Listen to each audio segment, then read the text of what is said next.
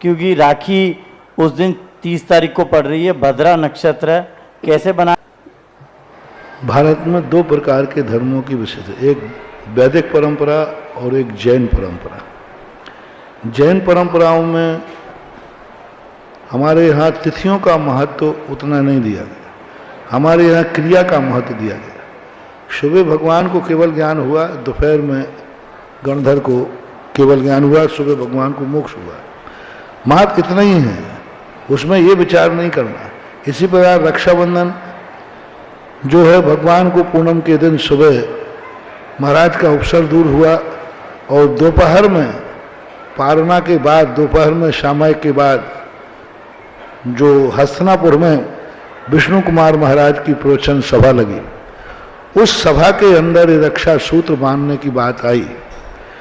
वहाँ पर ये नहीं दिया, क्योंकि अब वैष्णव दर्शन में आया है भद्रा का एक बहुत बड़ा सूत्र है।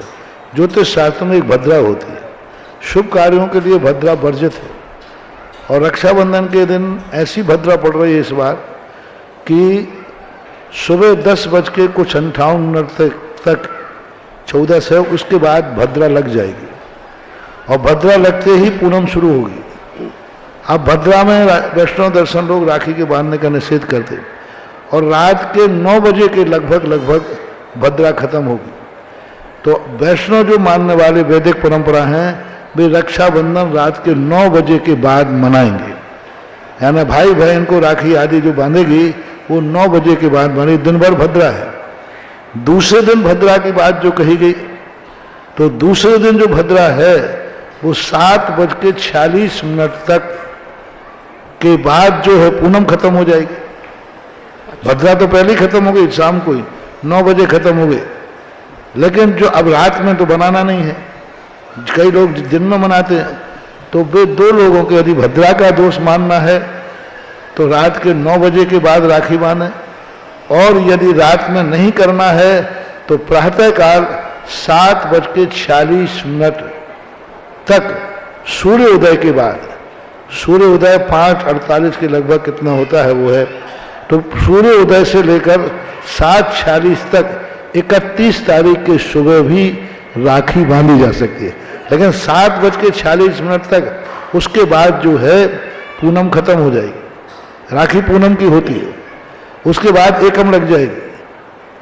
तो अब रही बात रक्षाबंधन की, तो जैनियों को इस पर कोई विचार नहीं करना है। 30 तारीख को दिन अस्त होने के पहले दिन में अपना रक्षाबंधन मनाना है।